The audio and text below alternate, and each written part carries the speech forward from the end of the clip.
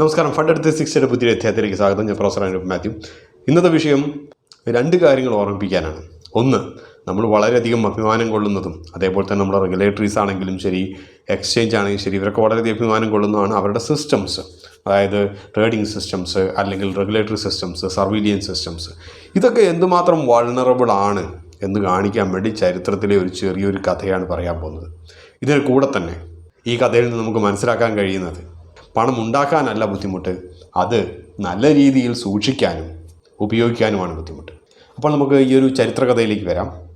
അപ്പോൾ ഈ ഒരു ചരിത്രകഥ സംഭവിക്കുന്നത് 2010 മെയ് 6 ഉച്ച കഴിഞ്ഞ് 2:32 അതായത് പസഫിക് സ്റ്റാൻഡേർഡ് ടൈം US 2:32 വരെ കുഴപ്പമില്ലാതിരുന്ന മാർക്കറ്റ് ഡോ ജോൺസ് ഇൻഡസ്ട്രിയൽ വെറും 15 മിനിറ്റ് കൊണ്ട് 10% താഴേക്ക് ഇടിഞ്ഞു.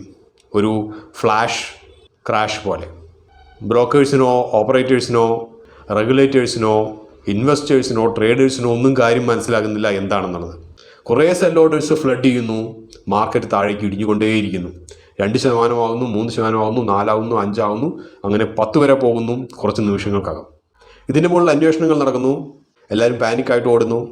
കാരണം നമുക്കറിയുന്ന പോലെ തന്നെ മാർജിൻ്റെ ഇഷ്യൂസ് ഉണ്ടാവും, റിക്കവറിയുടെ പ്രശ്നങ്ങൾ അവിടെ ഉണ്ടാകുന്നു. അപ്പോൾ കുറേ പേര് വളരെ പാനിക്കായിട്ട് തെക്കും വടക്കും ഓടുന്നു, ബ്രോക്കേഴ്സ് ഉൾപ്പെടെയുള്ളവർ. അപ്പോൾ ഇതൊന്നും അറിയാതെ വളരെയധികം ദൂരെ ലണ്ടനിൽ ഇതിന് കാരണക്കാരനായ ഒരാൾ ഇരിക്കുന്നുണ്ട്. നമ്മളെപ്പോഴും വിചാരിക്കുന്ന പോലെ തന്നെ എല്ലാത്തിൻ്റെ അകത്തും എന്തെങ്കിലും പ്രശ്നങ്ങളുണ്ടെങ്കിൽ അതിൻ്റെ അകത്തൊരു ഇന്ത്യക്കാരൻ്റെ തലയുണ്ടാവും എന്ന് പറയുന്ന പോലെ അതൊരു ഇന്ത്യക്കാരനാണ്. 20-കാരനായിട്ടുള്ള നവീന്ദർ സിംഗ്. അദ്ദേഹത്തിൻ്റെ മാതാപിതാക്കൾ ലണ്ടനിലേക്ക് കുടിയേറിയതാണ്. അതിനുശേഷം ഇദ്ദേഹം അത്യാവശ്യം വിദ്യാഭ്യാസമൊക്കെ കഴിഞ്ഞ് ഇദ്ദേഹം മറ്റുള്ളവരുമായിട്ട് ഇടപഴകാനുള്ള ചില ബിഹേവിയറലായിട്ടുള്ള കുറച്ച് പ്രശ്നങ്ങളൊക്കെ ഉള്ളതുകൊണ്ട് വീടിനുള്ളിൽ തന്നെ മുറിക്കുള്ളിൽ അടച്ചിട്ടിരുന്ന് ആദ്യം ഗെയിം കളിച്ചുകൊണ്ടിരിക്കുകയായിരുന്നു. അതിനുശേഷം അദ്ദേഹം സ്റ്റോക്ക് മാർക്കറ്റ് ഒരു ഗെയിമായിട്ട് എടുത്തിട്ട് അതിലുള്ള കളികൾ തുടങ്ങി. ഇതെങ്ങനെയാണ് സംഭവിച്ചതെന്ന് വെച്ച് കഴിഞ്ഞാൽ ഇദ്ദേഹം സ്വന്തമായിട്ടുണ്ടാക്കിയെടുത്ത ചില അൽഗോരിതംസ്, ആൽഗോ ട്രേഡിങ്സ് ഇതെല്ലാം പ്ലഗ് ചെയ്തു. അപ്പോൾ ഇദ്ദേഹത്തിൻ്റെ ആൽഗോ സ്ട്രാറ്റജി എന്ന് വെച്ച് കഴിഞ്ഞാൽ ഒരിക്കലും ട്രേഡിങ്ങിന് വേണ്ടിയിട്ടുള്ളതല്ല. ഏതോ സിനിമയിലൊക്കെ പറയുന്നത് പോലെ ഞാനങ്ങ് മോഹിപ്പിച്ച് കടന്നു കളയുമെന്ന് പറയുന്ന പോലെ ഇദ്ദേഹത്തിൻ്റെ large volume trade orders place ചെയ്യുക എന്നുള്ളത് മാത്രമേ ഉള്ളൂ. മാർക്കറ്റ് പ്രൈസ് ആ ട്രേഡ് ഓർഡറിൻ്റെ അടുത്തേക്ക് വരുമ്പം ഓട്ടോമാറ്റിക്കലി മറ്റൊരു ലാർജ് ഓർഡർ തൊട്ട് മുകളിലേക്ക് പ്ലേസ്ഡ് ആവും. അപ്പോൾ ഈ ഓർഡേഴ്സ് ഒന്നും എക്സിക്യൂട്ട് ചെയ്യില്ല, പക്ഷേ ഈ ട്രേഡ് ഓർഡേഴ്സ് കൊണ്ട് മാർക്കറ്റ് ഫ്ലഡ് ചെയ്യും. ഏകദേശം 10-12 വർഷം മുമ്പ് ഈ പറഞ്ഞതുപോലെ മാർജിൻ്റെ വലിയ പ്രശ്നങ്ങളൊന്നുമില്ല, റെഗുലേറ്റേഴ്സ് ഇത്ര സ്ട്രിക്റ്റും അല്ല, പ്രത്യേകിച്ച് US 2008 ശേഷമുള്ള ഒരു ഉയർത്തെഴുന്നേൽപ്പിൻ്റെ കാലത്ത് പല ബാങ്കുകളും അവർ നടത്തിക്കൊണ്ടിരിക്കുന്ന ബ്രോക്കറേജ് ഹൗസുകൾ വളരെ ഉദാരമായി ലെവറേജ് കൊടുത്തുകൊണ്ടിരുന്നു. ആ ഒരു കാര്യവും ഇദ്ദേഹത്തിന് വളരെയധികം ഗുണകരമായി. അപ്പോൾ ഒരിക്കലും വാങ്ങാൻ ഉദ്ദേശമില്ലാത്ത വലിയ ഓർഡേഴ്സ് പ്ലേസ് ചെയ്തുകൊണ്ടേ മുമ്പോട്ട് പോകുന്നു. അങ്ങനെ ക്രമാനുഗതമായി മാർക്കറ്റിൽ കൃത്രിമമായിട്ടുള്ള ഒരു വിലക്കയറ്റം സൃഷ്ടിക്കുന്നു. അങ്ങനെ ഒരു ഫ്ലാഷ് ഷൂട്ടപ്പിൽ കയ്യിലുള്ളത് പെട്ടെന്ന് വിറ്റൊഴിവാക്കുന്നു. പെട്ടെന്നൊരു സെൽ ഓർഡർ ലാർജ് വാല്യൂയിലുള്ളത്, ലാർജ് വോള്യത്തിലുള്ളത് ക്ലോസ് ചെയ്യുന്നതോടുകൂടി ഇതിൻ്റെ വില കുത്തനെ താഴേക്ക് വരുന്നു. അപ്പോൾ ഇദ്ദേഹം ഈ ഒരു സമയത്ത്, അതായത് 2010 സമയങ്ങളിൽ അദ്ദേഹത്തിൻ്റെ അടുത്ത് വളരെ പണം ഉണ്ടായിരുന്നു, ലെവറേജ് ഉൾപ്പെടെ ഉണ്ടായിരുന്നു.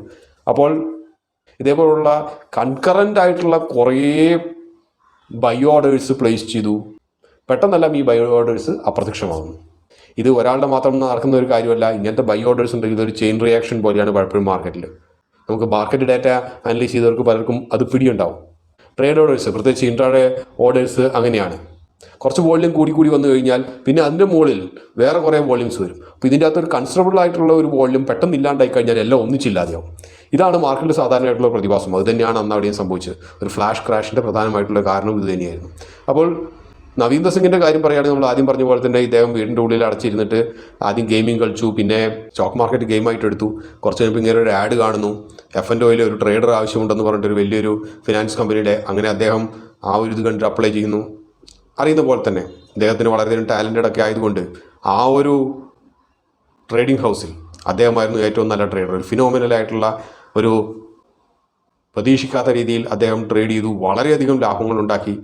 പെട്ടെന്നൊരു ദിവസം ഇദ്ദേഹം അവിടുന്ന് ആ ഒരു ട്രേഡിംഗ് ഹൗസിൽ നിന്ന് ഇദ്ദേഹം പിൻവാങ്ങുകയാണ്, ഏകദേശം 2 മില്യൺ യൂറോയുമായിട്ട്. ആ ഒരു സമയം 2008 സമയങ്ങളാണ്. നമുക്കറിയുന്ന പോലെ തന്നെ 2008 സാമ്പത്തിക മാന്ദ്യം, റിസേഷൻ്റെ ഒക്കെ ടൈമാണ്. മാർക്കറ്റ് തകർന്ന് തരിപ്പണമാകുന്നു. ആർക്കും യാതൊരു പ്രതീക്ഷയില്ല ഏതെങ്കിലും സമയത്ത് ഉയർത്തെഴുന്നേക്കുമെന്ന്. പക്ഷേ ഇദ്ദേഹം നമുക്ക് എപ്പോഴും പറയുന്ന പോലെ തന്നെ ഒരു കോൺട്രാ ട്രേഡിംഗ് എന്താണോ സംഭവിച്ചുകൊണ്ടിരിക്കുന്നത് അതിൻ്റെ ജസ്റ്റ് ഓപ്പോസിറ്റ്, പലപ്പോഴും പലർക്കും ബെനിഫിറ്റ് കിട്ടിയത് അതിൻ്റെ അകത്ത് മാത്രമായിരിക്കാം. അപ്പോൾ ഇയാളൊരു കോൺട്രാ ട്രേഡിംഗ് എന്നുള്ളൊരു കോൺസെപ്റ്റിലും ഈ പറഞ്ഞതുപോലെ പെട്ടെന്നൊരു ഉൾവിളി ഉണ്ടായതുപോലെ ഒരു വെള്ളിയാഴ്ച ഇദ്ദേഹം കയ്യിലുള്ള മൊത്തം പൈസയ്ക്കും ഫുള്ളായിട്ട് ലോങ് പൊസിഷനിലേക്ക് പോവുകയാണ്. കാരണങ്ങൾ എന്ത് തന്നെയായാലും ആ ഒരു ശനിയാഴ്ച US ഫെഡറൽ റിസർവും ഗവൺമെൻറ്റും ഒരു ബൂസ്റ്റർ പാക്കേജ് പ്രഖ്യാപിക്കുന്നു. നമ്മൾ പ്രതീക്ഷിച്ച പോലെ തന്നെ പണ്ട് 2008 മാർക്കറ്റിലുള്ളവർക്ക് അറിയാനുണ്ടാവും. ഡോ ജോൺസും നാസ്ഡാക്കും ഡാക്സും ഇന്ത്യയിലെ മാർക്കറ്റ് ഉൾപ്പെടെ വളരെയധികം മുമ്പോട്ട് പോയി. ഒരു ഒറ്റ ദിവസത്തിൽ ഇൻട്രാഡേ ഗെയിൻ 20% എത്തി. എന്തിനേറെ പറയുന്നു, 5 ദിവസം കൊണ്ട് ഇദ്ദേഹത്തിൻ്റെ 2 മില്യൺ എന്നുള്ളത് 15 മില്യണിലേക്ക് എത്തിപ്പെട്ടു. അതായത് ഏകദേശം 7 ഇരട്ടി 5 ദിവസം കൊണ്ട്.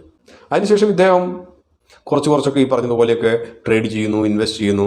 പക്ഷേ അദ്ദേഹം ഏകദേശം 2009 എത്തിയപ്പോഴേക്കും, അതായത് അതിനുശേഷം 1 വർഷം കഴിഞ്ഞപ്പോഴത്തേനും മനസ്സിലാക്കുന്ന ഒരു കാര്യം, ഹൈ ഫ്രീക്വൻസി ട്രേഡേഴ്സും സ്കാൽപ്പിംഗും ഒക്കെ വന്നിട്ട് ഇദ്ദേഹത്തിൻ്റെ ഒരു ട്രേഡിംഗ് സ്ട്രാറ്റജി, ഇദ്ദേഹം ചെറുപ്പക്കാരനാണ്, 10-20 വയസ്സിൻ്റെ അടുത്തേ ഉള്ളൂ, അത് ഈ ട്രേഡിംഗ് സ്ട്രാറ്റജിക്ക് വേണ്ടത്ര ഫലപ്രാപ്തി ലഭിക്കുന്നില്ല. അദ്ദേഹം അപ്പോൾ അതിനെക്കുറിച്ച് കുത്തിയിരുന്ന് പഠിക്കുന്നു, ആൽഗോ പ്ലഗിൻസ് ഉണ്ടാക്കുന്നു. അദ്ദേഹം അതിൽ വളരെയധികം ഗവേഷണം ചെയ്യുന്നു, സ്വന്തമായി പ്ലഗിൻസ് ഉണ്ടാക്കി പ്ലഗ് ചെയ്യുന്നു. അങ്ങനെയാണ് ഈ പറയുന്ന പോലത്തെ ഒരു വലിയ ഫ്ലാഷ് ക്രാഷിലേക്ക് എത്തിപ്പെട്ടത്. ഇതിന് ശേഷം എന്ത് സംഭവിച്ചു എന്ന് വെച്ച് കഴിഞ്ഞാൽ വളരെയധികം ഇൻവെസ്റ്റിഗേഷൻസ് ഒക്കെ നടത്തി. പക്ഷേ ഇദ്ദേഹത്തെ ഇങ്ങനത്തെ ഒരു ആക്ടിവിറ്റി കണ്ടുപിടിക്കാൻ കഴിഞ്ഞില്ല. കാരണം ഈ ഓർഡേഴ്സൊക്കെ ഒരു സാധാരണ ഓർഡേഴ്സായിട്ട് മാത്രമേ കരുതപ്പെട്ടുള്ളൂ. പക്ഷേ കുറച്ച് വർഷങ്ങൾക്ക് ശേഷം ഷിക്കാഗോയിലുള്ള ഒരു ഇൻട്രാഡേ ട്രേഡർ, അദ്ദേഹം ഒരു അക്കാഡമീഷ്യനുമാണ്. അപ്പോൾ അദ്ദേഹം സ്വന്തമായിട്ടുണ്ടാക്കിയ ഒരു ആൽഗോ ബാക്ക് ടെസ്റ്റ് ചെയ്യുന്ന സമയത്ത് ഈ ഫ്ലാഷ് ക്രാഷ് ഉണ്ടായ ദിവസത്തെ ഡേറ്റ അനലൈസ് ചെയ്യുമ്പോൾ കാണുന്നത് വളരെ ഇറലവൻ്റ് ആയിട്ടുള്ള, തമ്മിൽ ബന്ധമില്ലാത്ത കുറേ ട്രേഡ് ഓർഡേഴ്സ് വരുന്നു. പക്ഷേ കുറച്ച് സെക്കൻഡുകൾക്കുള്ളിൽ തന്നെ ഈ ട്രേഡ് ഓർഡേഴ്സ് ക്യാൻസൽഡ് ആയി പോകുന്നു. ഇത് ഒരു സീക്വൻഷ്യലായിട്ട് സംഭവിച്ച് മുകളിലേക്ക് പോകുന്നു. ഈ ഒരു പാറ്റേൺ ഇയാൾ വീണ്ടും പുറകിലേക്ക് എടുത്ത് നോക്കുന്നു. അപ്പോൾ മനസ്സിലാവുന്നത് ഇത് ആ ഒരു ദിവസത്തെ കാര്യമല്ല, അതിന് മുമ്പും ചെറിയ വോളിയത്തിലൊക്കെ ഇതുപോലെ സംഭവിച്ചിട്ടുണ്ട്. അദ്ദേഹം ഈ ഒരു കാര്യം ഏജൻസികളെ അറിയിക്കുന്നു. ഏജൻസികൾ അധികം താമസിക്കാതെ ഇദ്ദേഹത്തിൻ്റെ വീട്ടിലെത്തുന്നു. വീട്ടിലെന്ന് പറഞ്ഞു കഴിഞ്ഞാൽ ലണ്ടനിലുള്ള വീട്ടിലെത്തുന്നു. അറസ്റ്റ് ചെയ്യുന്നു, കൊണ്ടുപോകുന്നു. UK ക്രിമിനൽ പ്രൊസീഡിങ്സ് ഒക്കെ അനുസരിച്ചാണ് അദ്ദേഹത്തെ കേസും വിചാരണയൊക്കെ ചെയ്യുന്നത്. അപ്പോൾ ഏകദേശം ഒരു 10-200 വർഷത്തെ ജയിൽവാസത്തിനുള്ള ഒരു സാധ്യതയൊക്കെ ഉള്ള ഒരു കേസുകളൊക്കെ ആയിരുന്നു അദ്ദേഹത്തിന് മുകളിൽ ചാർത്തപ്പെട്ടത്. പക്ഷേ അദ്ദേഹം ചെറുപ്പക്കാരനാണ്, അതേപോലെ തന്നെ ഏജൻസികളുമായി സഹകരിക്കാൻ വളരെ തയ്യാറായിരുന്നു. അതേപോലെ തന്നെ അതോറിറ്റീസിൻ്റെ ഇതേപോലത്തുള്ള സിസ്റ്റംസിൻ്റെ ലൂപ്പ് ഹോൾസ് കാണാനും അവയ്ക്ക് വേണ്ടിയിട്ടുള്ള നിർദ്ദേശങ്ങൾ നൽകാനും അദ്ദേഹം തയ്യാറായി. ഇതെല്ലാം പരിഗണിച്ച് അദ്ദേഹത്തെ പിഴയൊടുക്കി വിട്ടയക്കാൻ തയ്യാറാവുന്നു. പിഴയെന്ന് പറയുന്നത് വലിയൊരു സംഖ്യയൊന്നുമല്ലായിരുന്നു, ഏകദേശം ഒരു 1-2 മില്യൺ യൂറോസൊക്കെ ആയിരുന്നു. ഈ ഒരു സമയത്താണ് എല്ലാവരും വിചാരിച്ചത് ഈ ഒരു 1-2 മില്യൺ രൂപ എന്ന് പറയുന്നത് ചെറിയൊരു സംഖ്യയായിരിക്കും അദ്ദേഹത്തിൽ നിന്ന്. പക്ഷേ എല്ലാവരും അത്ഭുതപ്പെടുത്തിക്കൊണ്ട് മനസ്സിലാക്കിയുള്ള ഒരു കാര്യം, ഇദ്ദേഹത്തിന് ട്രേഡിങ്ങിൽ നിന്ന് ലഭിച്ച വരുമാനം വളരെയധികം വലിയ വരുമാനമായിരുന്നു. പക്ഷേ ഈ വരുമാനങ്ങളെല്ലാം ഇദ്ദേഹത്തിൻ്റെ അടുത്ത് കൂടിയവരൊക്കെ പുതിയ പല ബിസിനസ് പ്ലാൻസും, പല real estate, fractional real estate, വേറെ കുറേ പല ബിസിനസ്സുകളെന്ന് പറഞ്ഞ് ഇദ്ദേഹത്തിൻ്റെ അടുത്തു നിന്നും വാങ്ങിച്ച് അവയിൽ നിക്ഷേപിച്ചു.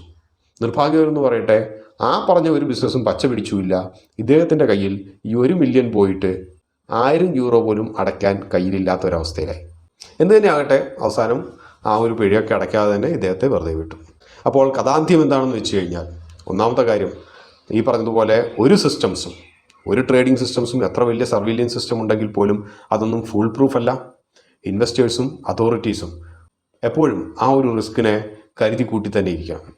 രണ്ടാമത്തെ കാര്യം, എത്ര പണം ഉണ്ടാക്കിയാലും നമ്മൾ പണം സൂക്ഷിക്കാനും അവ നല്ല രീതിയിൽ ഉപയോഗിക്കാനുമാണ് ബുദ്ധിമുട്ട്. ഇദ്ദേഹം വളരെ പണമുണ്ടാക്കി നവീന്ദർ, എങ്കിൽ പോലും അവസാനം ഇത്രയൊക്കെ പണം ഉണ്ടാക്കിയെങ്കിൽ പോലും വളരെ തുച്ഛമായ ഒരു പണം പോലും അദ്ദേഹത്തിൻ്റെ കയ്യിൽ പിന്നീട് എടുക്കാനില്ലാതായി. ഈ 2 ഗുണപാഠങ്ങളാണ് നമ്മൾ ഈ ഒരു ചരിത്രകഥയിൽ നിന്നും പഠിക്കാനുള്ളത്. സ്റ്റോക്ക് മാർക്കറ്റ് എന്ന് പറയുന്ന ഒരു വലിയൊരു സിസ്റ്റത്തിൻ്റെ അകത്തെ ഗുണഭോക്താക്കളായി ഇരിക്കുന്നവർ എപ്പോഴും എല്ലാ കാര്യങ്ങളും വളരെ നേരായ രീതിയിൽ കാണരുത്. ഏത് സമയത്തും വരാനുള്ള ഇതുപോലുള്ള അപകടങ്ങളെ കൂടി കരുതിയിരിക്കണം. പരമാവധി ട്രേഡുകൾ ഹെഡ്ജ് ചെയ്തിട്ട് ട്രേഡ് ചെയ്യാൻ നോക്കുക. ഇതോടുകൂടി ഈ ഒരു അധ്യായം അവസാനിക്കുകയാണ്. മറ്റൊരു അധ്യായത്തിൽ നമുക്ക് വേണ്ടി കാണാം. അതുവരെ നന്ദി, നമസ്കാരം.